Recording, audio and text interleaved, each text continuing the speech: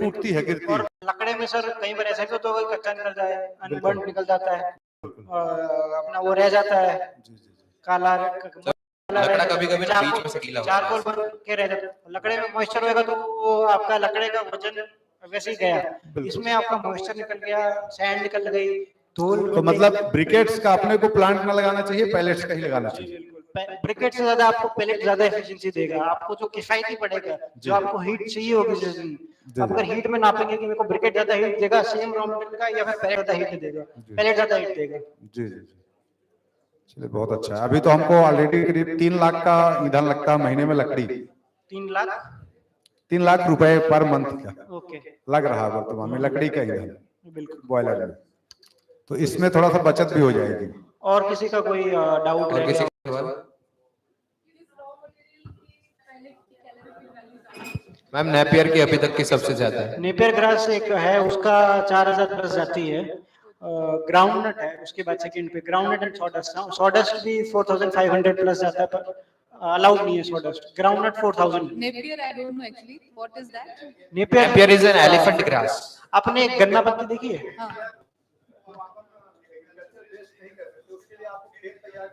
हाँ मैम जैसे फसल उगती है ना वैसे ही खेत में नेपियर उगाया जाता है। It is one kind of grass जो बहुत बड़ी साइज में और मोटे मोटे पत्ते वाला होता है, ठीक है, तो उसको एलिफेंट ग्रास भी बोलते हैं। And that is something which pharma industries use for some kind of medicine. उनका जो डी वाटरिंग करके जो पानी निकलता है वो कुछ फार्मा इंडस्ट्रीज में यूज होता है, बट वो एक प्योर मटेरियल है, ठीक है, वो निकलता है 70-80% मॉइस्चर के साथ निकलता है। बेसिकली एनर्जी क्रॉप है पूरा, कल्टीवेशन है। जैसे आपने कैसे ओपीएम की बात सुनी होगी, इंडिगो की बात सुनी थी, वो स्पेशल कैटेगरी स्पेशल यूज के लिए ही प्लांट किया जाता है। वैसे ही नेपियर स्पेशल यूज के लिए ही प्लांट किया जाता है, जनरली नहीं करते हैं लोग।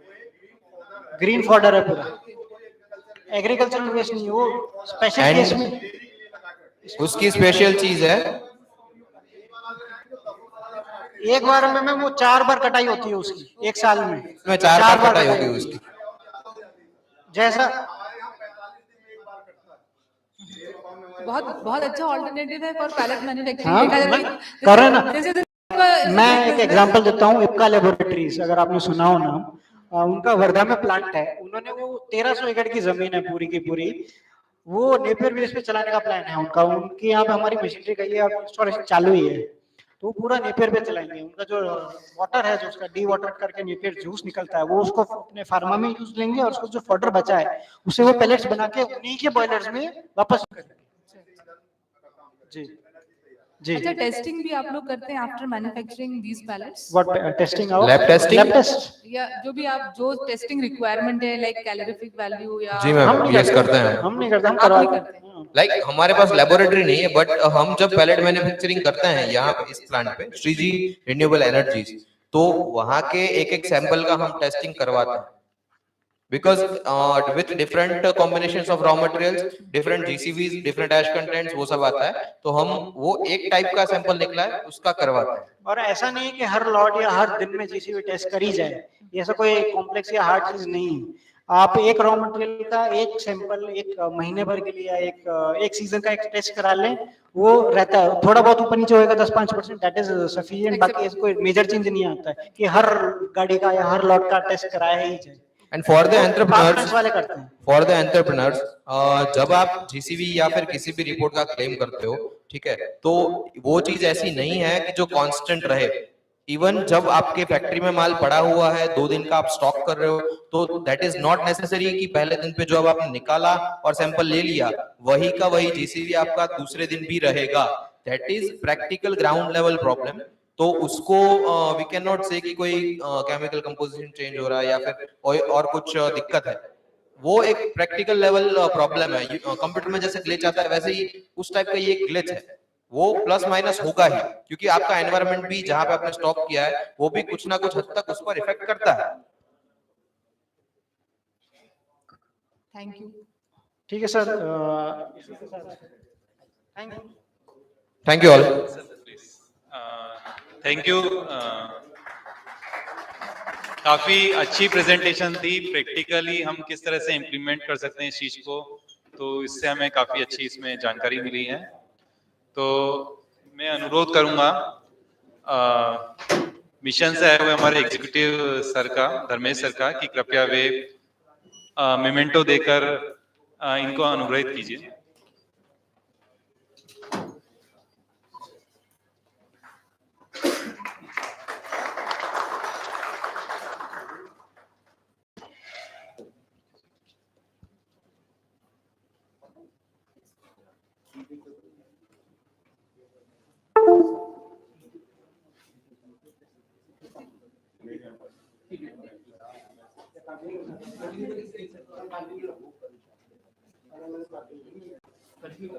For next session, I would like to invite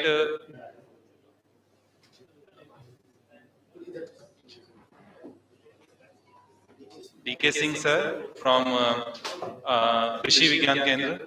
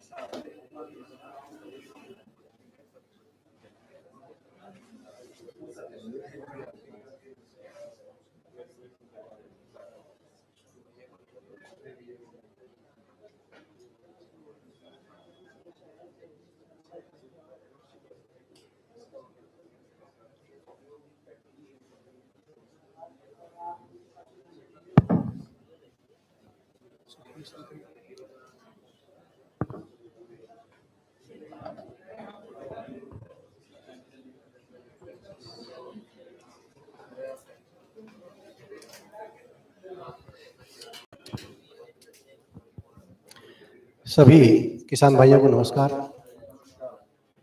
मैं डॉक्टर दिनेश कुमार सिंह, कृषि विज्ञान केंद्र जबलपुर। आप लोग जबलपुर से होंगे तो कृषि विज्ञान केंद्र का नाम जरूर सुना होगा। चलिए, बहुत बहुत धन्यवाद, बधाई। एक्चुअल में आज का जो मेरा विषय दिया गया है एफपीओ ऊपर है, फार्मर प्रोड्यूसर ऑर्गेनाइजेशन, और भारत सरकार इस पर काफी जोर दे रही है। माननीय प्रधानमंत्री जी ने 10,000 एफपीओ पूरे देश में स्टार्ट करने का लक्ष्य रखा था, और इसका उद्देश्य ये है कि जो हमारी बिखरी हुई खेती है, जो हमारी छोटी जोत के किसान हैं, या जो हमारे ऐसे किसान भाई हैं जो खेती जमीन तो है पर्याप्त उनके पास, लेकिन वो खेती से लाभ नहीं ले पा रहे हैं। इसी तारतम्य में आपने प्रधानमंत्री कई विजन देखा होगा, किसानों की आय दोगुनी करना हो या कृषि को लाभ का धंधा बनाना हो। तो अगर सारी चीजों को आप देखेंगे तो सब एक दूसरे से लिंक है। चाहे वो आपके 3 कानून रहे हो, चाहे वो मंडी सुधार व्यवस्था हो, चाहे वो किसानों के खाते में जो पैसा डाला जा रहा है वो हो,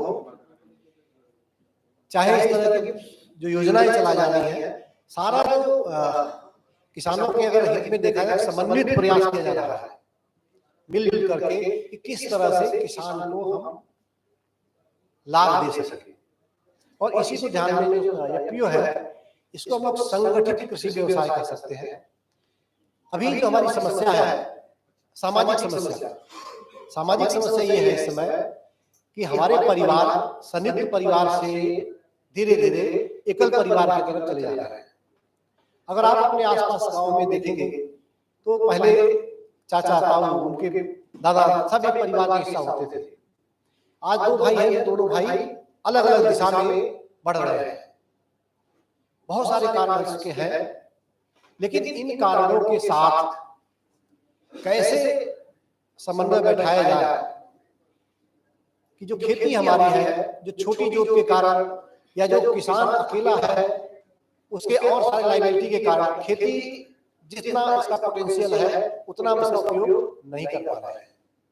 एक छोटा सा उदाहरण बताएंगे, एक चाय पान की दुकान खोलने वाला व्यवसायी कहा है उसको, वह भी उसके पास भी शाम तक उसको पता होता है कि हमें 200 रुपया 250 रुपया मिलेगा, लेकिन एक 5 एकड़ और 10 एकड़ के किसान कोई हम लगता है दावे से अगर पूछे तो कोई ये नहीं बता पाएगा कि इस साल मुझे इतना शुद्ध मुनाफा हुआ था, अगले साल मुझे इतना मुनाफा होगा, इस साल मुझे इतना नुकसान हुआ था, अगले साल मुझे इतना नुकसान होगा। कारण क्या है? असंगठित खेती। यानी खेती को हम खेती तो मानते हैं, क्योंकि हमारे पूर्वजों के जिस समय से आ रही है तो वो हमारी एक पारंपरिक लाइबिलिटी मान लेते हैं, लेकिन अगर व्यावसायिक लाइबिलिटी के रूप में उसको देखेंगे तो निश्चित रूप से आप जो है इसको एफपीओ एक ऐसा माध्यम है जिससे कि आप खेती को लाभदायक व्यवसाय बना सकते हैं। और इसी पे आज हमारा विषय है कि किसान उत्पादक संगठन जो है इसका संचालन और इसका व्यवसाय योजना कैसे तैयार करें। इसमें एक चक्र दिया गया है, इसमें पहला केंद्र बिंदु है किसान, और किसान के जो क्या नीड क्या है, किसान की आवश्यकता क्या है, उसकी आवश्यकताएं बीज है, सिंचाई है, पोषक तत्व है, एडवाइजरी सर्विसेज सलाह है, ऋण की व्यवस्था है, तकनीकी जानकारी की व्यवस्था है, बाजार की व्यवस्था है, कृषि यंत्रीकरण की व्यवस्था, यानी ये सारी जो उसकी जरूरतें हैं अकेला किसान पूरा करने में सक्षम नहीं हो सकता। लेकिन अगर आप एफपीओ का रजिस्ट्रेशन कराते हैं, क्योंकि आप लोग जानते हैं कि एफपीओ का जो रजिस्ट्रेशन होता है वह कंपनी एक्ट या सोसाइटी एक्ट के तहत होता है। जब कंपनी एक्ट के तहत इसका रजिस्ट्रेशन होगा तो इसमें डायरेक्टर भी है 10 और एक सीईओ होते हैं। सीईओ मतलब चीफ एग्जीक्यूटिव ऑफिसर, यानी वही जो है पूरे एफपीओ का संचालन करते हैं। वह ऑफिस बियरर होते हैं, उनका काम क्या है? सलाह देना और संचालन करना, यानी आय व्यय जो भी है लेखा जोखा सारे हिसाब किताब रखते हैं। लेकिन जो इसके डायरेक्टर होते हैं, संचालक होते हैं, इनका काम क्या है? कैसे सुचारू रूप से हमारा एफपीओ चलेगा। सरकार ने बहुत अच्छी पहल चलाई, एक जिला एक उत्पाद, आप सभी जानते हैं, और इसके तहत मटर जो है जबलपुर जिले को चयनित किया गया कि मटर के ऊपर एक जिला एक उत्पाद में मटर जबलपुर की सबसे बेस्ट मानी जाती है। तो अगर मटर को लिया जाए, इसी तरह से अलग अलग जिले में कोई ना कोई एक उत्पाद ऐसा है किसानों का जो कि एक्सपोर्ट इंपोर्ट के योग्य है, या जिसकी क्वालिटी गुणवत्ता क्या है बाकी जगहों से पा रहा है। तो ऐसे एक इनपुट का उन्होंने चयन किया ताकि उसको भी एफपीओ से जोड़ा जाए और इसका व्यावसायीकरण बड़े पैमाने पर किया जाए। तो ये जो आवश्यकताएं हैं इससे किसान हमेशा रूबरू होता है। हिस्सेदारी, क्योंकि एफपीओ जो खोले जाते हैं उसके अगर आज के जो एफपीओ सफल या असफल, इस पे मैंने एक अध्ययन किया था कि क्यों असफल, क्योंकि इसके पहले 7 एफपीओ बने जबलपुर जिला में, आज वर्तमान में 8 एफपीओ बने हैं, जिसमें 4 नाबार्ड ने और 2-3 एसएफएसी ने, एसएलआर अपने जिला पंचायत ने, ऐसे एफपीओ का गठन लोगों ने किया है। और कृषि विज्ञान केंद्र सबका तकनीकी पार्टनर है, यानी कोई भी ट्रेनिंग या इस तरह की जरूरतें हैं वो कृषि विज्ञान के वैज्ञानिक आप बुलाएंगे, वो जाएंगे, आपको सलाह देंगे और प्रशिक्षण देंगे। तो अगर इनकी हिस्सेदारी की बात करें तो इसमें 35% हिस्सेदारी जो है किसान की होती है। एक सिनेरियो दिया गया है। 15% कमीशन एजेंट का होता है जो विलेज लेवल पे है, डिस्ट्रिक्ट कमीशन 10%, होलसेलर 10%, सब होलसेलर 10%, रिटेलर 20%। इस तरह से सबकी हिस्सेदारी इसमें की गई है। इसके बाद जो प्रॉफिट होता है वह एफपीओ के सदस्यगण है जो उसके ऑलरेडी मेंबर है उनमें विभाजित किया जाता है। यहाँ एक उदाहरण दिया है एग्जांपल समझने के लिए कि अगर जो उपभोक्ता है उसको कोई सामग्री 4800 से 5000 रुपए की पड़ती है तो किसान को उससे 3500 रुपए मिलता है। बाकी स्थानीय व्यापारी 250 रुपए, अनाज मंडी 8 रुपए, दाल मिल 650 रुपए, थोक व्यापारी 300 रुपए। ये अध्ययन एक्चुअली नाबार्ड ने किया है, तो मैं उन्हीं को यहाँ पर रिपीट कर रहा हूँ। यह एक सिनेरियो है जो कि आज की रियलिटी है किसान और उपभोक्ता के बीच का। अब आती है बात कि एफपीओ खुले क्यों। तो पहली चीज तो हमने बताया, चाहे स्व सहायता समूह, पहले स्व सहायता समूह का कंसेप्ट लाया गया। इसके बाद जबलपुर जिले के लोग जानते होंगे कि सीड विलेज प्रोग्राम लाया गया। माननीय पस्तौर साहब जो हमारे कमिश्नर थे, उन्होंने बहुत ज्यादा इसे प्रयास किया और गांव-गांव जाते थे सीड विलेज प्रोग्राम के लिए। वो भी रजिस्टर्ड सोसाइटी एक्ट में होता था और उसमें ग्रुप बने और उसमें बीज का व्यापार शुरू हुआ, व्यवसाय शुरू हुआ। लेकिन उसमें भी किसानों को पूरी तरह से लाभ नहीं हो पा रहा था। अब एफपीओ उसी का एक बड़ा रूप कह सकते हैं। तो इसमें आप जो है एक तो संगठित इनपुट सप्लाई, हमने कहा ना कि एफपीओ क्या है, संगठित कृषि व्यवसाय। अभी तक जो हमारा व्यवसाय है, जैसे मान लीजिए आपके गांव में चना होता है, पर गेहूं भी होता है, धान भी होता है, दूसरी फसलें भी होती है। अब हम आपसे मान लीजिए मांगते हैं 2000 किलो या 20 कुंटल हमें चना चाहिए, तो मिलने की संभावना कम होगी। लेकिन अगर आप एफपीओ के सदस्य हैं या किसी संगठित व्यवसाय से जुड़े हैं, इसी का एक और उदाहरण आपका पीपीपी मोड पे आजकल चल रहा है, कॉन्ट्रैक्ट फार्मिंग का नाम सुना होगा, है ना। तो प्राइवेट कंपनियां कॉन्ट्रैक्ट फार्मिंग भी कर रही है, लेकिन किसान को चूंकि इजी हो, उसके समझ में अच्छे से आए, इसलिए जो है उन्हीं के बीच का व्यक्ति एफपीओ बनाता है, उन्हीं के बीच का व्यक्ति इसका सीईओ होता है और उन्हीं के बीच का व्यक्ति इसका डायरेक्टर होता है। उनको पता है कि हम कौन सा उत्पाद हमारे गांव में जिसकी गुणवत्ता सबसे अच्छी है। जैसे हमने कहा एक जिला एक उत्पाद, अगर जबलपुर जिला में मटर के ऊपर एफपीओ बना हुआ है तो ऑल इंडिया या वर्ल्ड में कहीं भी जो सर्च होगा तो जबलपुर का मटर सबसे फेमस है। अब मटर पे अगर आपका एफपीओ है तो मटर का बना हुआ उत्पाद आपको बेचने में मुश्किल नहीं जाएगा, क्योंकि आपका एफपीओ बना हुआ है ऑलरेडी नेशनल और इंटरनेशनल लेवल पे इसका वो होता है। तो पहला है संगठित इनपुट सप्लाई का, इसमें आपको व्यवस्था मिलती है, उपकरणों का मिलजुल कर उपयोग करने की व्यवस्था मिलती है। मूल्य संवर्धन, यानी कि खेती को अगर हम देखें तो खेती दो तरह की होती है, एक है प्राथमिक व्यवसाय और दूसरा है द्वितीय। प्राथमिक खेती और द्वितीय खेती, जो हम बोते हैं, फसल को लगाते हैं, काटते हैं, जितना मेहनत किसान भाई हमारे करते हैं, सारी किसमें आते हैं, प्राथमिक खेती के अंतर्गत आते हैं। और इसमें रिस्क भी आपका है और मुनाफा बहुत मामूली होता है। लेकिन जो द्वितीय खेती है, जब अगर उसी का हम बाई प्रोडक्ट तैयार करते हैं, उत्पाद उसी का बना लेते हैं, तो उसका मुनाफा ज्यादा होता है। उदाहरण के लिए चना अगर आपने बोया है तो चने कितना बेचेंगे, 25 से 30 रुपए किलो। व्यापारी मतलब किसान कितना बेच पाएगा, 2500 से 3000 रुपए क्विंटल। लेकिन अगर उस चने की दाल बना दिया या उस चने की बेसन बना दिया, उस चने को भून करके बेचा जाए तो क्या होगा, वो तुरंत चला गया कहां पे, 60 रुपए के ऊपर चला गया ना। तो जो 30 रुपए का मार्जिन तुरंत आपको मिल गया बिना रिस्क के, बिना किसी जोखिम के, किसको मिला, द्वितीय व्यवसाय। दूसरा उदाहरण लीजिए, आलू चिप्स आप लोग खाते हैं, कभी भी आलू चिप्स का रेट 20 रुपए से नीचे होता है क्या, नहीं होता। लेकिन आलू का रेट 50 पैसा भी हो जाता है, 2.5 रुपए भी होता है, 3 रुपए से ज्यादा किसान को मिलता नहीं।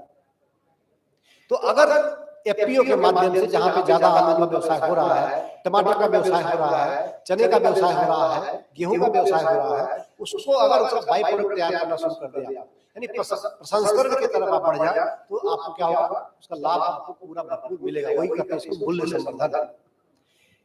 विपणन बाजार व्यवस्था सबसे बड़ा चैलेंज है। हम लोग गांव में जाते हैं और किसान की जो सबसे बड़ी समस्या जानते हैं क्या है, वह जब कोई चीज उगाता है उसका मूल्य नहीं मिलता। क्यों नहीं मिलता, एक तो उसको बेचने की जल्दी होती है, कोई क्रेडिट की व्यवस्था उसको नहीं है। किसान ने 6 महीने लगा करके गेहूं धान पैदा किया, 6 महीने के बाद 7वें महीने में इंतजार करने के लिए नहीं है, या उसकी स्थिति नहीं है कि वो कर्ज लेकर के या कहीं न कहीं से लेकर के वो उस खेती में लगाया है। तो अब उसकी मजबूरी होती है कि एट ए टाइम जैसे तैयार हुआ फसल वह बेचने के लिए मजबूर हो जाता है, तो उसका शोषण भी होता है। लेकिन अगर एफपीओ के माध्यम से आपने खेती किया है, व्यावसायिक खेती किया है, तो एफपीओ जिम्मेदार है बड़े व्यापार को देने के लिए। पहले हमने शेयर बताया है, वो शेयर तो है, लेकिन एक बड़ा अमाउंट जो एफपीओ के खाते में जाएगा वह भी शेयर होल्डर का ही एक तरह से वो धन होता है। तीसरी चीज है बाजार के मांग के अनुरूप उत्पादन, यह भी बड़ा चैलेंज है। आज जो सबसे बड़ी बाजार की क्या व्यवस्था है, मांग बढ़ेगी तो मूल्य बढ़ जाएगा, मांग घटेगी तो मूल्य घट जाएगा। और अभी कुछ समय से आप लोग देख रहे हैं कि प्याज, टमाटर, लहसुन ऐसी चीजों पे सरकारें भी गिरी हुई है, गिर जाती है। कारण क्या है? ऐसा नहीं है कि कमी है, पर ऐसा है कि वो संगठित है जो इसको स्टोर कर रहे हैं, कर रहे हैं, वह रोक लेते हैं और रिलीज करते हैं थोड़ा देर में, यानी वो फायदा कमाने का उनका एक जरिया है। लेकिन अगर एफपीओ आपका है और एफपीओ ने बाजार में खरीद लिया है, तो जब पैसा बढ़ेगा, रेट बढ़ेगा, तब वो बाजार में बेचेगा। फायदा किसको हुआ? उस किसान मेंबर को होगा। और एक एफपीओ में मिनिमम 10 से लेकर के 2000, 3000, 10,000, 20,000 जितने आप उसके मेंबर बना सकते हैं, कोई दिक्कत नहीं है। तो संगठित व्यवसाय का जो सबसे बड़ा फायदा है वह है विपणन और बाजार व्यवस्था की। तीसरा है प्रशिक्षण क्षमता वर्धन एवं किसानों का सशक्तिकरण। यह भी बहुत महत्वपूर्ण टॉपिक है। अगर आप किसी संस्था से जुड़े हैं, जैसे अगर आप एफपीओ से जुड़े हैं, तो हमने जैसा कहा कृषि विज्ञान केंद्र उसका तकनीकी पार्टनर है, कलेक्टर महोदय जिसको अनुशंसित किया है। तो अगर कोई एफपीओ का सदस्य मतलब ग्रुप हम लोग बुलाता है तो उनके गाँव में भी जाते हैं और वो हमारे यहाँ भी आते हैं और ट्रेनिंग की व्यवस्था की जाती है। तो अगर ये प्रशिक्षित किसान किसी एफपीओ का सदस्य है तो निश्चित रूप से उसको लाभ की आशा, लाभ की लालसा बढ़ेगी, घटेगी नहीं। तीसरा चीज आयोजना, संसाधन प्रबंधन, मैनेजमेंट। हमने कहा ना सबसे बड़ा प्लानिंग और मैनेजमेंट। किसान के पास जो सबसे बड़ी कमी है वो क्या है? प्लानिंग। हमने कहा कि अभी आपसे हम लोग जाते हैं गाँव में, पूछ लेते हैं कि आपने किस प्रजाति का बीज अभी डाला है वर्तमान में, उनको नहीं पता। वो कहेंगे साहब पैकेट में रखा है ना, कौन सी दवा कितनी मात्रा में डाला है नहीं पता, पैकेट तो रखा है। और सबसे जो बड़ी बात है, अभी कल ही एक किसान हमसे बात की, डॉक्टर सिंधई साहब, हमने उनको करा तो उनके मटर में कोई समस्या है। उन्होंने जो खरपतवार नाशी का छिड़काव किया था उसमें 2 चीजें थी। एक, उन्होंने जो फव्वारा सिंचाई होता है ना, फव्वारा नोजल, उसका उपयोग किया। दूसरा, उसके अंदर उन्होंने जाइम और दूसरी चीजें मिला दी, जिसे लोग कहते हैं फूल बढ़ जाते हैं, जाइम है। हमेशा एक बात याद रखिए कि कभी भी कीटनाशक हो, हर्बिसाइड यानी खरपतवार नाशक हो या किसी भी तरह की दवा हो, जो मिलाने वाली दवा होता है कंपनियां उसका कॉम्बिनेशन बनाती ही है। उसमें लिखा रहेगा 2 दवाइयां से मिली है। अगर तीसरी दवाई आप मिलाते हैं तो उसका गुणधर्म अपने आप परिवर्तित हो जाता है, आपके किसी दवाई का फायदा वहां पे नहीं हुआ। तो आपकी जो योजना है, कार्य योजना है, वह ऐसा बनाए कि आप जो है ठगे न जाए। अब इस पे अगर थोड़ी सी हम चर्चा कर ले तो आज जो सबसे बड़ी जरूरी खेती की है, खेती कहते हैं खेती को लाभ का धंधा कैसे बनाना है। देखिए, खेती को लाभ का धंधा बनाने के 2 एस्पेक्ट है। पहला जो परंपरागत तरीके से हम करते आ रहे हैं, जैसे उसको क्या बोलते हैं लोग, समन्वित कृषि प्रणाली, सब जानते हैं, पुराने जमाने से ले आ रहे हैं, परिवर्तन कोई नहीं किया, बस अपनी सुविधा के अनुसार उसमें से किसान भाइयों ने क्या किया, जो मेन इनपुट था पशुपालन जो था उसको हमने अलग कर दिया। अभी मैं गाँव गया था, हमारे भाई साहब एक गाय पाले हैं, बहुत अच्छा दूध देती है, और शादी भांजे की थी, तो हमने कहा आप आए नहीं, बोले गाय कौन देखेगा। यानी बाकी ऐसे लोग हैं जो सोशली थोड़ा ज्यादा है, तो अगर जानवर पाल लेते उनको लगता है कि हम फंस गए, है ना। कारण क्या है? कारण पहले संयुक्त परिवार था, 10 लोग 15 लोग रहते थे, तो कौन कहाँ जा रहा है किसी को कोई फर्क नहीं पड़ता। अब पति पत्नी बच्चे हैं तो स्वाभाविक तनाव तो आपका बढ़ेगा आते। तो ऐसे कई सामाजिक पहलू है जिसकी वजह से पशुपालन को हमने छोड़ दिया, और पशुपालन ही एक ऐसा मतलब है जिससे कल्चर, हमारा कृषि का कल्चर है, उसको जोड़ा जाता है। आज जो खेती के तरफ युवाओं का रुझान नहीं हो रहा है, सबसे बड़ा कारण है कि हम पशुपालन को ध्यान नहीं दे रहे हैं। एक एग्जांपल थोड़ा सा देंगे। हम लोग जो बचपन में थे, आप लोग जो गांव के होंगे पता होगा कि जब हम छोटे थे, 7-8 साल के, तो जब गाय या भैंस को दूहने लगाने जाते थे तो पिताजी क्या बोलते थे, बाल्टी ले आइए, छन्ना ले आइए, मक्खी हाँकने के लिए कपड़ा ले आइए, है ना। बिना मन के बच्चे को लाकर खड़ा कर देते थे, वो ऐसे करता था, लड़के खेल रहे थे, बात नहीं हो रहा है, पर वो करता रहता था। और एक समय आपको पता चलता था कब उसको अपनी जिम्मेदारी समझ लिया, रोज उसके दिमाग में इंसान को ये करना ही है, तो ऐसा करो। पहले पिताजी को पकड़ के ले आते थे, चलिए लगा दीजिए आप।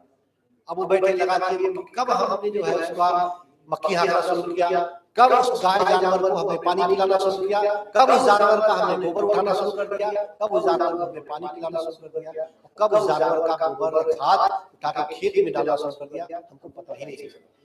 और धीरे धीरे हम खेती से जुड़ते गए और क्या हुआ, फिर खेती हमारे कल्चर में आ गया। आज क्या हो रहा है, आपके पास पशुपालन केवल एक आस्पेक्ट बता रहा हूं, लेकिन पशुपालन नहीं है। अब क्या होगा, अब आपका बच्चा इंटर कर रहा है, बीए कर रहा है, हाई स्कूल कर रहा है, आप क्या कहोगे, वो पढ़ने वाला पढ़ रहा है, क्योंकि आपका जरिया ही नहीं उसको इन्वॉल्व करने का। 12 साल 18 साल से उसने पढ़ाई की और इसके बाद जब ग्रेजुएशन हो गया, पोस्ट ग्रेजुएशन हो गया, अब आपने क्या किया, अब बेटा तेरी शादी करनी है, तू आजा खेती कर, 10 एकड़ जमीन तुम्हारे पास है। अब आप ये बताइए, क्या उस बच्चे को गोबर महकेगा कि नहीं महकेगा? उस बच्चे को गोबर भी महकेगा, उस बच्चे को आप में से बदबू आएगा और खेती से भी बदबू आएगा। यही कारण है कि आज सामान्य गांव में युवा जो है खेती से नहीं जुड़ रहा। लेकिन अगर उदाहरण आप देखें, पंजाब, हरियाणा, पश्चिमी उत्तर प्रदेश, गुजरात या मध्य प्रदेश के कितने सारे भाग हैं जहां पशुपालन अच्छी तरीके से हो रहा है, वहां की खेती की आप तुलना करिए। पशुपालन जरूरी क्यों है, यह भी जानना जरूरी है। आज जो सबसे बड़ा चैलेंज है, हमारी जो जमीन है, वह जमीन हमारी बंजर की तरफ जा रही है।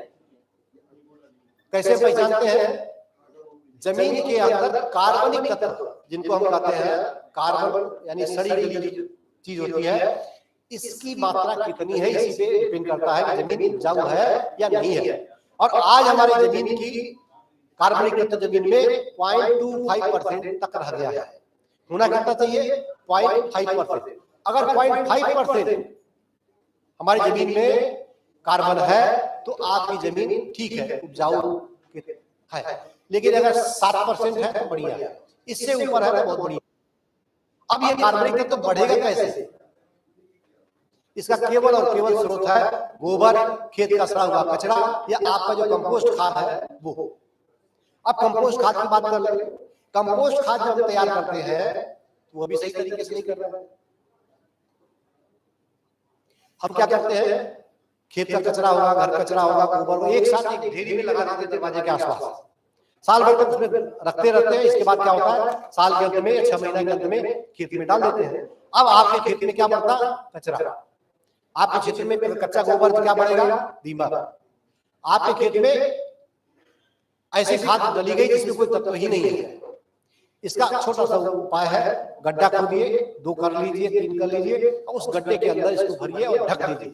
जो भर जाए गड्ढा तो मिट्टी से लेप कर दीजिए और लेप करके आप देखेंगे अच्छी सड़ी पची कंपोस्ट खाद, जैसे गाजर घास जैसा है। और ये खरपतवार जो बीज है वह इस तरीके से क्या होगा, उसमें जल के नष्ट हो जाएगा और आपका अच्छी खाद बन जाएगी।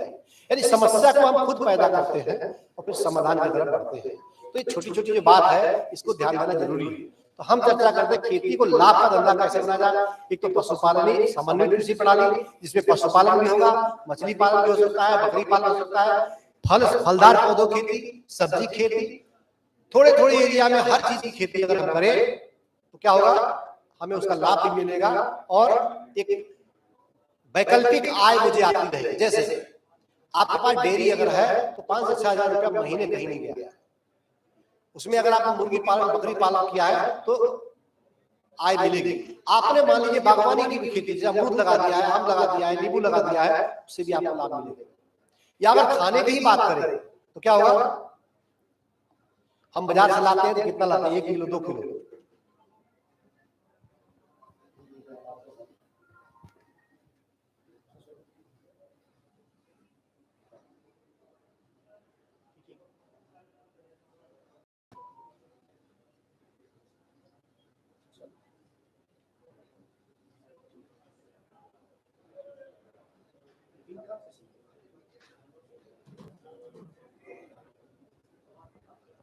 सॉरी। तो एक तरीका ये था समन्वित कृषि प्रणाली अपनाए। दूसरा जो तरीका है यह आम किसानों के लिए जो पशुपालन नहीं कर पा रहे, खेती कर रहे हैं। अब खेती की समस्या क्या है ये सुन लीजिए आप लोग। खेती जो किसान भाई हमारे करते हैं उनमें 3 तरीका है जिससे लाभ हो सकता है। पहला, आपका उत्पादन बढ़ जाए, 1.5 गुना हो जाए, 2 गुना हो जाए, 1.25 गुना हो जाए, तब आपको लाभ होगा। दूसरा, जो उत्पादन आपका हुआ है उस उत्पादन का मूल्य ज्यादा मिल जाए। ये दोनों आपके हाथ में नहीं है। तो जो तीसरा है वह क्या है, लागत कम हो जाए। अगर आपने लागत को कम कर लिया है ना खेती के, तो आपको लाभ हो सकता है। और यही पे किसान भाइयों काम करने की जरूरत है। और एफपीओ इस पे आपकी बहुत मदद कर सकता है, क्योंकि जैसे यहाँ कुछ एफपीओ जो खुले हुए हैं, मैं पाटन में भी उस दिन गया था, सिहोरा में देखा, इन लोगों ने अपना इनपुट डीलर की दुकान खोल दी है। तो खाद, बीज, सारी चीजें उनको एक जगह मिलता है और अपने सदस्यों को वो रियायत में भी देते हैं। दूसरी चीज है, जो बाकी जगह गुमराह होते हैं, क्या होता है कि आप गए खरपतवार नाशी लेने, उसके साथ आपको पकड़ा दिया क्या दूसरे उत्पाद, उसका कोई फायदा या नुकसान होने वाला नहीं है चूंकि, लेकिन उसका पैसा मिलेगा, इसलिए किसान को दे दिया जाता है। तो लागत कैसे कम करें, इसके बहुत सारे पहलू हैं। केवल एक पहलू को मैं आपको चर्चा करूं, बीज। सबसे महत्वपूर्ण आदान क्या है, बीज है। लेकिन किसान को यही नहीं पता है कि बीज कौन सा है और अनाज कौन सा है ना। तो बीज और अनाज,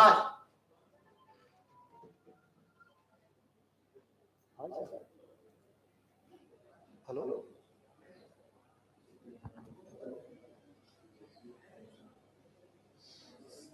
कल सेमिनार है, लोग बहुत व्यस्त है। तो बीज जो है सबसे महत्वपूर्ण आदान है, लेकिन किसान हमेशा बीज की मात्रा को 1.5 से 2 गुना ज्यादा ही देता है। हम लोग कहते हैं कि 100 किलो आप 1 हेक्टेयर में बीज लगाइए, किसान क्या करता है 150 कुंटल, 125 कुंटल ऐसे लगाते हैं। अब अगर वो ये बीज की कैटेगरी के बारे में जानता या बीज का जो टेस्ट है वो कर लेते हैं।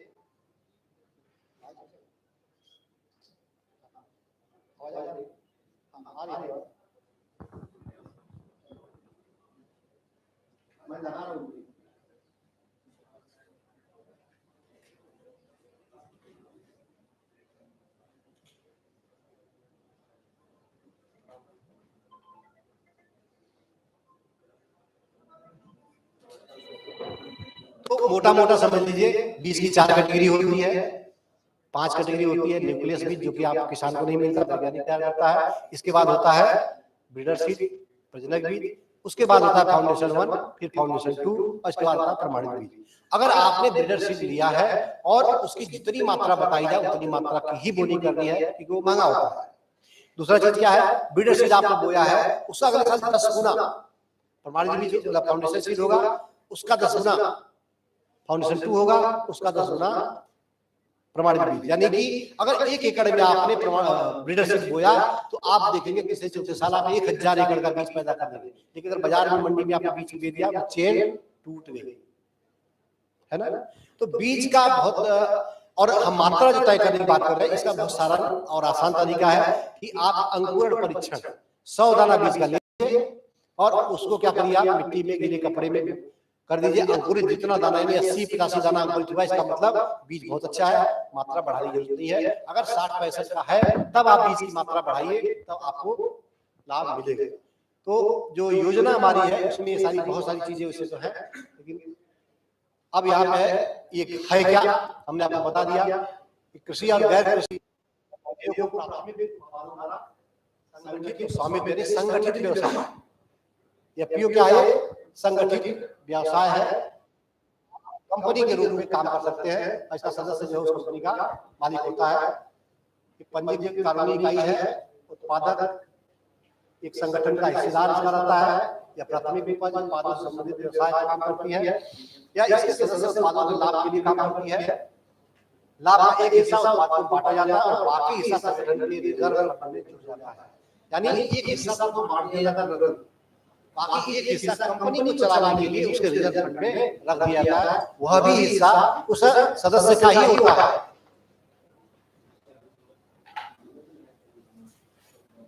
एक एग्जांपल दिया गया है कैसे लाभ कैसे होता है सदस्यों को। जैसे उन्होंने कहा 1000 में से 200 सदस्य ने कुल 200 क्विंटल मान लीजिए गेहूं अगर पैदा किया, 25 रुपए प्रति किलो की औसत दाम पर एफपीओ को बेचा उन्होंने, उसको बेचा, तो 10 रुपए का जो लाभ होगा वह क्या है, पूरे सदस्यों को होगा। यानी आम सभा में एफपीओ के 10 रुपया प्रति किलोग्राम में से 5 रुपया सदस्यों को बांट दिया जाएगा, वही आधा बांट दिया जाता है, आधा रिजर्व खाते में रख दिया जाता है, ताकि एफपीओ को आगे चलाया जा सके। अब एफपीओ के पास लाभ बांटने का कुछ विकल्प दिया है, 3 विकल्प बताया है। पहला विकल्प क्या है, पूरा लाभ रिजर्व फंड में जाता है, यानी पूरा का पूरा लाभ जो है, जो एफपीओ का रिजर्व फंड है उसमें डाल दिया जाएगा, सदस्यों को ना दिया जाएगा, जितने मूल्य का सामान उन्होंने दिया उतने दिया जाए।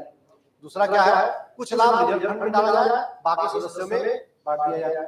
तीसरा क्या है, लाभ का एक हिस्सा रिजर्व फंड में जाए और बाकी सदस्यों को बोनस के रूप में शेयरधारकों को दे दिया जाए, शेयर के रूप में दे दिया जाए।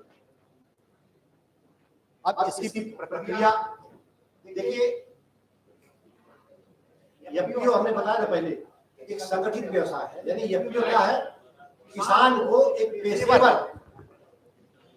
व्यवसायी बना देता है। पेशेवर व्यवसायी मतलब जिस तरह से एक व्यापारी काम करता है, जो हमारा आम किसान है, एफपीओ उसको पेशेवर व्यापारी के रूप में देखता है।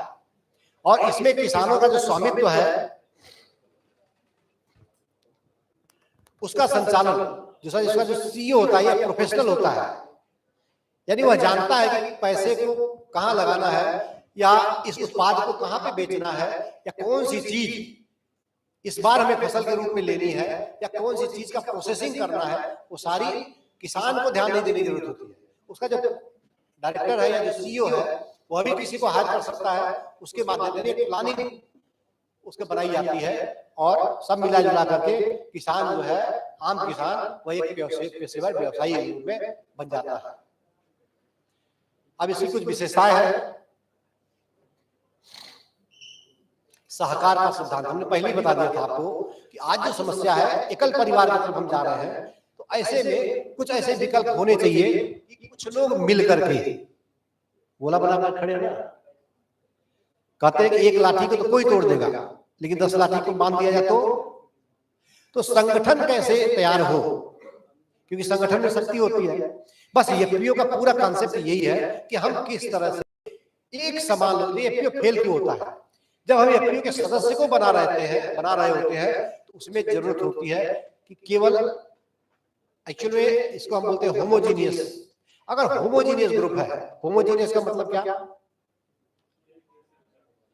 एक जैसे विचार वाले, एक जैसे आर्थिक स्थिति वाले, सबसे बड़ी बात कि सबका विजन हो पैसा कमाना, यानी कम से कम उनके कैरेक्टर में समानता हो, तब वो लोग क्या करेंगे, मिलकर काम करेंगे। अब जैसे आपके 50 सदस्य बने, आपको लगा कि आप 50 और बढ़ा लें, अब 50 ऐसे सदस्य आपने बनाया जिनने आपके ऊपर मेंबर बन के आसान कर दिया, अब वो आपके आएंगे नहीं आएंगे। अब लगे हाथ किसान भाई वैसे हैं, फिर भी मैं बता दूं, जो किसान की कैटेगरी होती है ना, हम लोग अपने साइंटिफिक भाषा में इसकी भी 5 कैटेगरी होती है, बांट के रखे हैं।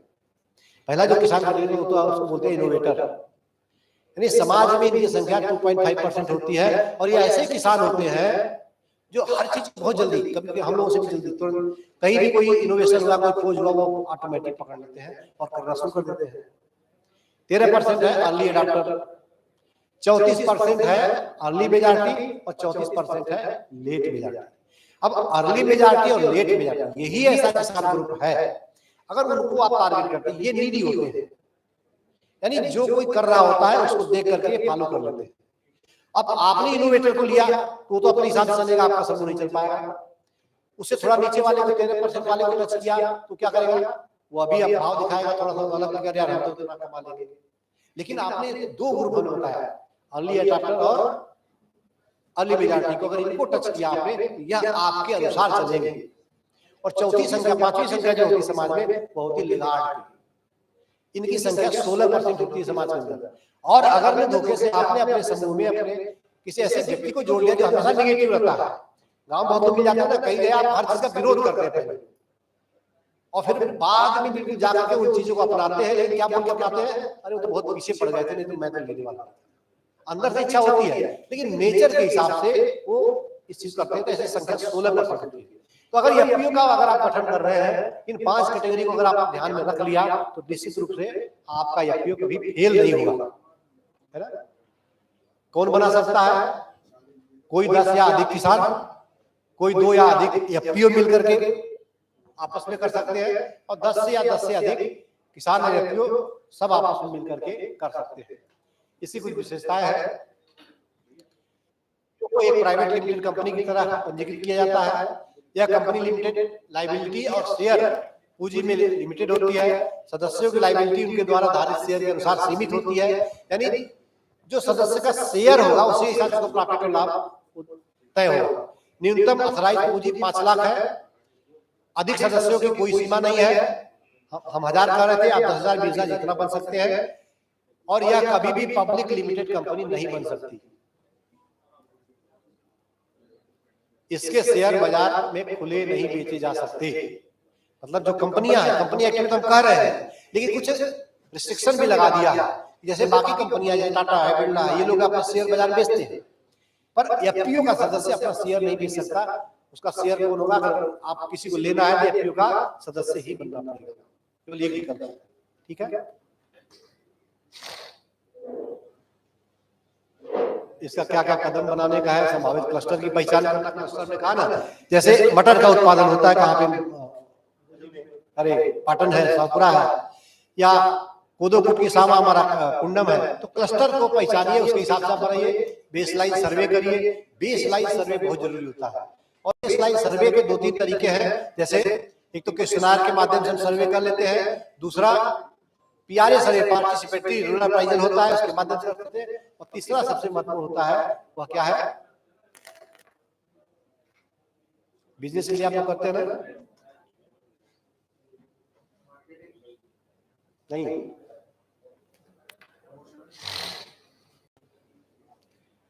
क्या करते हैं उसको? अपॉर्चुनिटी, थ्रेट, स्वॉट एनालिसिस। ये सबसे महत्वपूर्ण चीज है। अगर स्वॉट एनालिसिस आपने किसी व्यवसाय को करने से पहले कर लिया तो हमें लगता है कि आपको किसी चीज की जरूरत नहीं है, वह आपके व्यवसाय को निश्चित रूप से आगे बढ़ा देगा। तो सर्वे में ये सारी चीजें आएंगी। किसानों को जाओ, जैसे हमने कहा ना, अब अभी हो क्या रहा है? मटर आपका यहाँ से जाता है बॉम्बे से प्रोसेसिंग पैकेजिंग होता है, फिर लौट के जबलपुर आता है। एक सबसे बड़ा उदाहरण यहाँ पे सिंघाड़ा का है। हमारा सिंघाड़ा का उत्पादक यहाँ बहुत बड़े हैं और बहुत ज्यादा है। सिंघाड़ा यहाँ से जाएगा गुजरात से उसकी सुखा करके वहां से उसकी निकाली जाती है गिरी, और उसको फिर वापस लाके आटा या करते हैं। अब इन सारी प्रक्रियाओं में कितना इनपुट आपका कास्ट जुड़ेगा, बढ़ेगा नहीं बढ़ेगा? ऐसे ही जो आप एफपीओ की बात कर रहे हैं, यानी अगर आपने अपना खाद का लाइसेंस ले रखा है, एफपीओ के माध्यम से बीज का ले रखा है, तो क्या होगा? खाद आपका रैक सीधे आपके एफपीओ को उठाना पड़ेगा, वहीं से, कहां से? जहां आता है स्टेशन से, जहां आता है ना। अन्यथा 3 जगह जाएगा, तो 3 जगह जाएगा, तीनों का ट्रांसपोर्टेशन जो होता है और आपको नुकसान होता है। और अगर आप डायरेक्ट आपको रैक वहां से मिलता है तो आप अपने सदस्य को उसका फायदा दे सकते हैं। संसाधन संग्रहण व्यवसाय योजना वही चीज है। रजिस्टर, हमने कहा कि सबसे बड़ा समस्या आज के समय में है कि किसान 10 एकड़ 50 एकड़ 100 एकड़ की जमीन के काश्तकार पाटन और इधर है लोग, लेकिन किसी के पास एक रजिस्टर नहीं है, किसी के पास खेत का नाम नहीं है। हमारे यहाँ जवाहरलाल नेहरू कृषि विश्वविद्यालय में जो फार्म हमारा 40% ब्रीडर सीड जो है पूरे देश का यही पैदा करता है विश्वविद्यालय में। हर खेत का नाम है, उसका 1 नंबर 2 नंबर 4 नंबर, ऐसे हर खेत का एक नाम है। तो खेत में जाकर नहीं देखता साइंटिस्ट, वही प्लानिंग करेगा, ऐसा करेंगे 1 से 4 में ये बो देंगे, 5 से 6 में ये बोएंगे, 7 से 8 में। अब उसको पता है कि हमने इसमें ये बीज डाला था, इतना इनपुट डाला था, इससे इतना लाभ हुआ और इससे इतना नुकसान हुआ।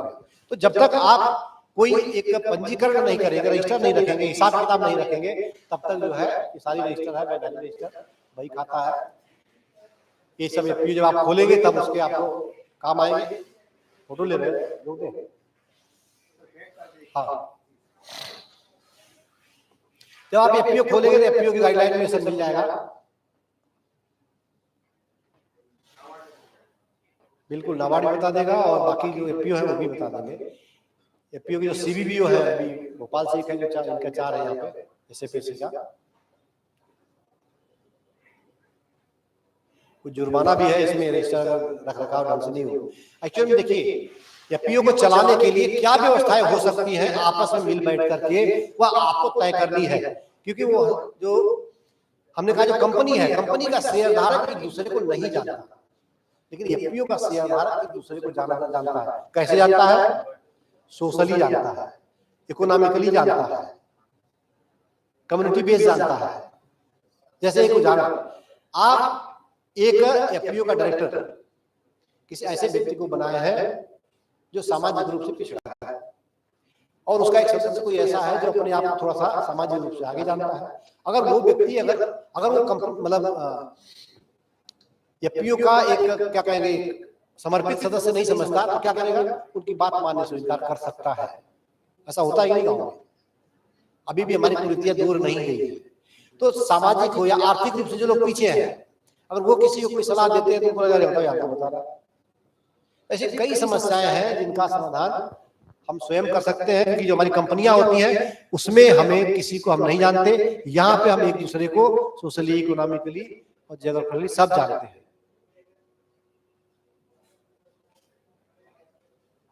बैठकें सबसे जो महत्वपूर्ण चीज होती है वो यही होती है कि जो निदेशक मंडल है उनकी बैठक होना बहुत जरूरी है। और सामान्य इनकी बैठक है 7 दिन, उसके लिए 7 दिन का नोटिस देना जरूरी होता है। 7 दिन पहले नोटिस दे दीजिए आप कि इतने तारीख को आपकी बैठक होनी है, तो वो बैठक होना जरूरी होती है। अब एफपीओ फेल्योर क्यों हुआ, इस पर बस 2 लाइन चर्चा कर दे। सबसे बड़ा समस्या एफपीओ की है कॉन्फ्लिक्ट मैनेजमेंट, यानी आपसी जो विवाद है इसको सुलझाने का प्रबंधन अगर एफपीओ की संस्था ने कर लिया तो एफपीओ से बढ़िया कोई चीज नहीं है। अब इसके लिए बहुत सारे तरीके हो सकते हैं। आप कई बार हम लोग भी मीटिंग में गए हैं तो क्या कहते हैं, वो आपस में लड़ने लगते हैं। तो हर चीज का निराकरण, यानी अगर आपने अपना मीटिंग का एजेंडा तय कर दिया है और सारी चीजें तय कर दिया है और स्ट्रिक्टली कहिए इस एजेंडे के बाहर इसमें बात नहीं होगी, तो कॉन्फ्लिक्ट मैनेजमेंट यानी आपसी विवाद को कैसे आप रोक सकते हैं, इस पे आपको ध्यान देने की जरूरत है। ये कुछ महत्वपूर्ण पहलुआं है और ये एक बहुत प्यारा मैसेज मुझे लगा है, don't read success story, you will only get a message, read failure story. हम हमेशा लोगों की सक्सेस को देखते हैं, लेकिन अगर हम किसी के सक्सेस को देखते हैं उसके फेल्योर को हम इग्नोर कर लेते हैं। और चूंकि हमें आगे बढ़ना है तो हमें उसकी सक्सेस तो दिखती है, उसका फेल्योर नहीं दिखता। अपना संघर्ष दिखता है, उसका संघर्ष हमें नहीं दिखता। तो हमेशा आप किसी व्यक्ति को जिसको आदर्श मानते हैं या स्वयं का, अगर फेल्योर की स्टडी आप करें कि हम क्यों असफल हो रहे हैं, उसका स्टडी करें और उसमें अगर सुधार लाएं आप, तो निश्चित रूप से आप जो है एक समग्र व्यक्तित्व आपका हो सकता है। और अगर एफपीओ के में अगर इसको आप इन्वॉल्व करते हैं तो एक शानदार एफपीओ आपका तैयार हो सकता है। बहुत बहुत धन्यवाद।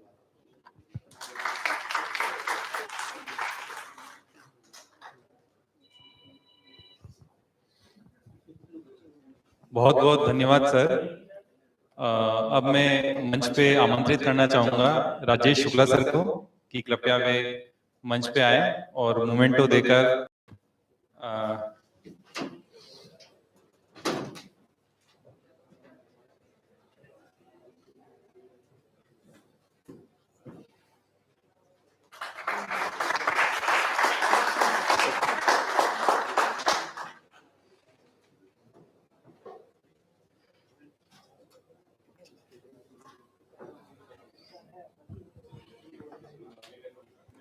तो ये हमारा आज का इस प्रशिक्षण कार्यक्रम का अंतिम प्रेजेंटेशन था और आई होप के आप लोगों के लिए ये जरूर बहुत यूजफुल रहा होगा। आज तक का जो हमने यहाँ पे ये वनडे सेमिनार किया, वनडे अवेयरनेस प्रोग्राम किया, कहीं ना कहीं आप सब लोगों के लिए बहुत यूजफुल रहा होगा।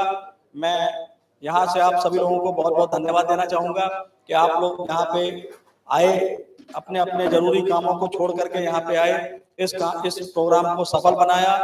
और मुझे उम्मीद है कि आप लोगों ने जो यहाँ भी जो कुछ भी सुना है वो आप लोगों के लिए जरूर यूजफुल होगा। और मिलते रहेंगे आगे भी, जब भी मौका मिलेगा इस टाइप के हम प्रोग्राम करते रहेंगे।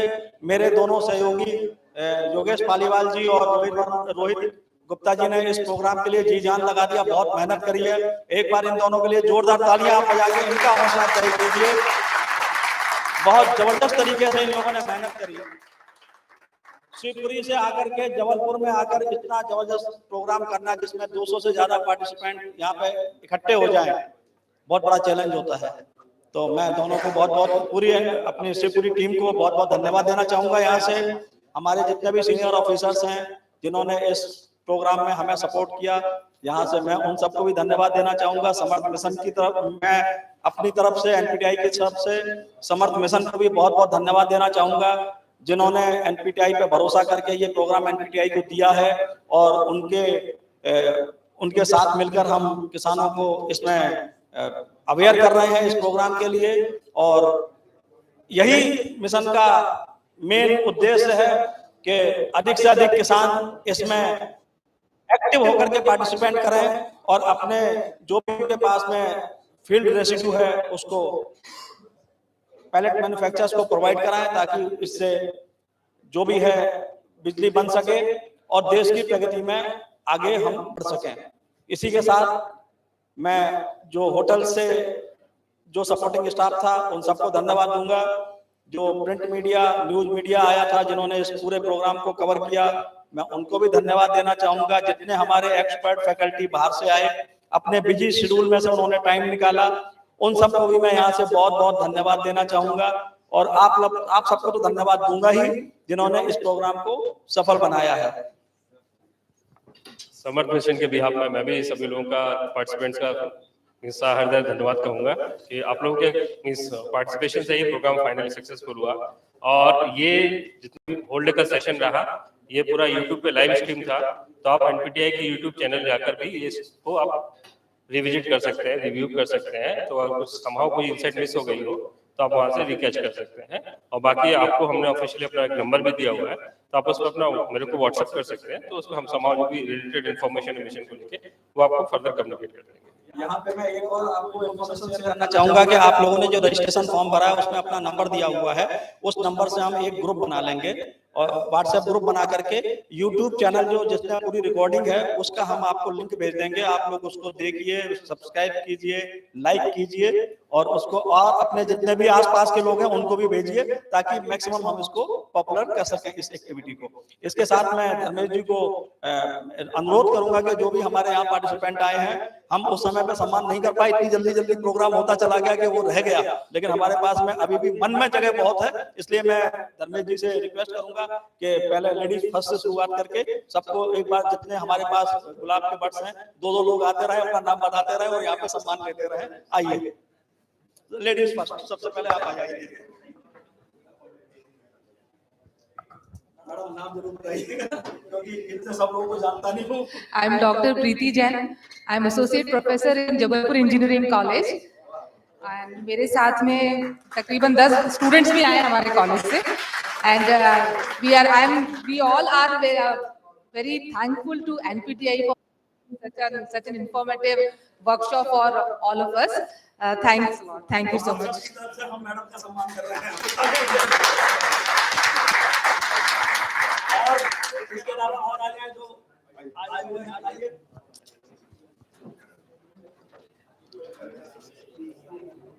तालियां बजते रहे। नाम एसएन पांडे, सफेद सिरों की नगरी बिंद रीवा से हूँ। और सबसे मेरी कल ही बात हुई थी। मैं असली बेसिकली किसान ही हूँ, किसान का बेटा हूँ। और सर जो अभी डॉक्टर साहब बता रहे थे, गाय, 2 गाय से मेरी शुरुआत हुई थी। अभी मेरे पास 250 गाय है और कामधेनु डेयरी एंड स्वीट्स करके मेरी फर्म है। और रीवा में मेरे 4 मिठाई के और डेयरी के, स्वीट्स के और डेयरी के शोरूम है कामधेनु के नाम से। और अभी जो सर एफपीओ बता रहे थे, हमने केडी मिल्क प्रोड्यूसर कंपनी, यही एफपीओ ही बना के रखा है। अभी एसबीआई बैंक से हमारा टाई अप हुआ है और बहुत जल्द हम 1000 किसान अपने क्षेत्र के जोड़ रहे हैं अपने साथ। और मिल्क प्रोसेसिंग यूनिट, अभी हमारी करीब 14 करोड़ की प्रोसेसिंग यूनिट सैंक्शन हुई SBI से, पूरा एक बड़ी प्रोसेसिंग यूनिट लगा के और किसानों को अपने साथ जोड़ के। और मैं सर तो 1 मिनट बात करना चाहूंगा सर हालांकि कवर कर दिए थे, मेरे अंदर बहुत इच्छा हो रही थी कि मैं कुछ बात करूं। किसान को पूरा देश, हमारे मोदी जी लगे हुए हैं कि किसान की आय 2 गुना कर दी, पर मैं प्रैक्टिकली बता दूं, अभी तक हम लोग पूरे देश के किसान को अन्नदाता कहते थे, और वर्तमान में आप किसान अन्नदाता न रह के जहरदाता हो गया। कोई भी किसान अन्न खाने योग्य नहीं पैदा कर रहा है, हर किसान के अन्न में जहर का परसेंटेज दिन प्रतिदिन बढ़ता जा रहा है। और अगर हम सब लोग किसान हैं यहाँ, हम सब लोग इस मैटर को लेके सीरियस नहीं हुए तो हम सब लोग धन दौलत तो बना सकते हैं, पर आने वाले हमारे बच्चों के लिए ना तो स्वस्थ हवा मिलेगी ना स्वस्थ खाना मिलेगा। इसलिए हर किसान को, किसी भी सूरत में हर किसान को, हम सब लोग घर में कुत्ते पाल रखे, पर अगर इस समय हम गांवों का सर्वे करें तो किसान के घर में चाय के लिए और दवाई के लिए दूध नहीं हो रहा है। तो अगर फिर से हमें अपने बच्चों को समृद्ध और स्वस्थ रखना है तो हर किसान को 2 गाय पालना अनिवार्य। अगर आप आज नहीं पालेंगे तो आने वाले 20 साल के अंदर आपको मजबूरी में पालना पड़ेगा। तो आपकी मजबूरी ना आए, आप प्यार से 2 गाय पाल लें। और हमारा मिशन है 2 गाय पलवाना और 1 बरगद का पेड़ लगाना। हर आदमी अगर साल में 1 बरगद का पेड़ लगाए, अपने बच्चों का बर्थडे मनाए, अपनी मैरिज एनिवर्सरी मनाए और उस दिन 1 बरगद का पेड़ लगाए और उसे 5 साल जैसे बच्चे को हम अपने पालते हैं उस तरह पालने का लक्ष्य ले ले, तो निश्चित रूप से हमारा सबका जीवन और भविष्य बहुत अच्छा हो सकता है। नहीं तो ये पैसा ऐसा काम में आने वाला नहीं है। कोरोना हम लोगों को बता दिया, हवा खरीदनी पड़ी है। तो हम सब लोग अगर किसान अपने को कहते हैं तो गाय की ओर वापस आए। और अगर आप 2 गाय पाल लेते हैं, हर गांव में हम देखते हैं, हम भी किसान हैं, हर गांव में 2 एकड़ जमीन बची है। डॉक्टर साहब यहाँ बैठे हुए हैं, 2 एकड़ से ज्यादा बड़ा किसान सब नहीं बचा है अब गाँव। और 2 एकड़ का किसान अगर 2 गाय पाल ले तो घर में एक छोटा गोबर गैस बना लेगा, उसी से उसके घर का खाना बनेगा, उससे जो खाद निकलेगी उसके घर की खेती होगी। और आप जो अभी 20 रुपए किलो गेहूं बेचने के लिए लाइन लगाते हैं मंडियों में, आप ऑर्गेनिक खेती करिए, रजिस्टर्ड कराइए अपने एग्रीकल्चर फसल को, और आपका गेहूं 100 रुपए किलो आपके शहर में खरीदने वाले लोगों की लाइन लगी रहेगी। बहुत बहुत धन्यवाद। जय हिंद, जय भारत।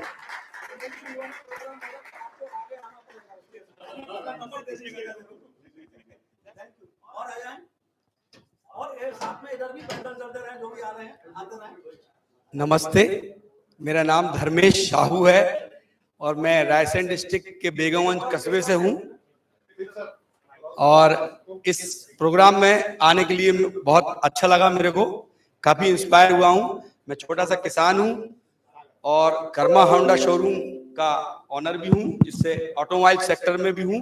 और अब मैं ये पैलेट्स और ब्रिकेट के मार्केट में जाना चाहता था, इसलिए आज मेरा पहला दिन है। ये काफी अच्छा लगा, बहुत सी जानकारियां मिली और आगे भी मैं इसको मेरी पूरी एनर्जी के साथ आगे बढ़ाऊंगा। और भी लोग आ जाए, आइए भाई साहब, आ जाओ, जल्दी जल्दी आइए, जल्दी, टाइम हमारे पास भी थोड़ा कम है, पैरेलल चला देते हैं। आइए, आप क्या आइए, गुड इवनिंग फ्रेंड्स, मेरा नाम हर्ष यादव है, मैं सागर से आया हूँ और FPO में काम कर रहा हूँ, अभी रन कर रहा हूँ और डेयरी में ही मैं काम करना चाह रहा हूँ और प्लस इसका पैलेट्स के लिए भी तैयारी होगी। तो आज का प्रोग्राम बहुत अच्छा लगा, काफी जो है इम्पोर्टेंट जानकारी मिली। कहीं ना कहीं लोगों में कुछ ना कुछ कंफ्यूजन रहता है, तो बहुत सारी क्लियरिटी हुई है। सभी के लिए बिल्कुल बहुत कुछ सीखा। बहुत बहुत धन्यवाद आप लोगों का। Thank you.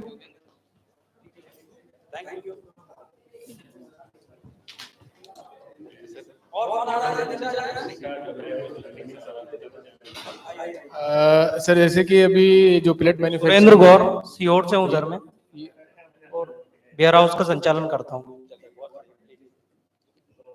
और कौन आ रहा है? जैसे कि नई मैन्युफैक्चरिंग इंडस्ट्री देखने मिली, बिजनेस अपॉर्चुनिटी देखने मिला, तो हमने एक कंसल्टेंट। मेरा नाम अनुराग रायकवार है और हम जेईसी के स्टूडेंट्स हैं। प्रीति मैम के अंडर हम आए थे, उन्होंने हमें बुलाया था। हमने उनसे बात की मैम फॉर कॉलिंग अस, थी, it was very informative for us. Thank you so much. उन्होंने आपका कांटेक्ट बताया था कि ये जॉइंट सेक्रेटरी है, अगर इतने लेवल के आदमी अगर आपको कुछ व्हाट्सएप पे मदद करें। मैं राहुल यादव मंडला से एंटरप्रेन्योर। आइए, और कौन आ रहा है?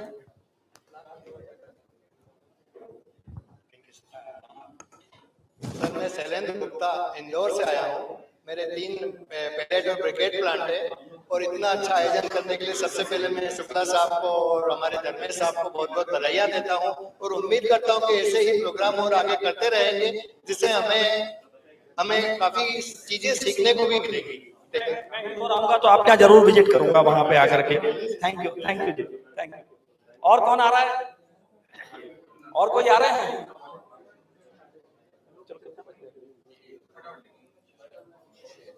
धर्मेश जी, हमारे दोनों सूरवीरों को भी दे दीजिए, इनका भी सम्मान कर दीजिए। आइए आइए, नहीं पहले आप लोग लीजिए, असली आप ही हैं। रोहित गुप्ता जी, जोरदार तालियां बजाइए रोहित गुप्ता जी के लिए।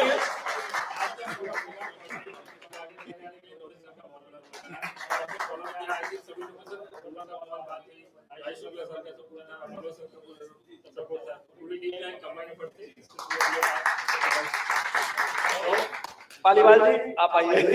अरे आप आओ तो सही, अरे आओ आइए, एक बार और जोरदार तालियां बजा दीजिए। चलिए इसी के साथ में यहाँ इस कार्यक्रम को समाप्त करने की मैं घोषणा करता हूँ और फिर मिलेंगे। चलिए कोई बात नहीं, अरे हो गया सेनापति का कैसे होगा। चलिए थैंक यू वेरी मच। यहीं पे इस प्रोग्राम को हम समाप्त कर रहे हैं।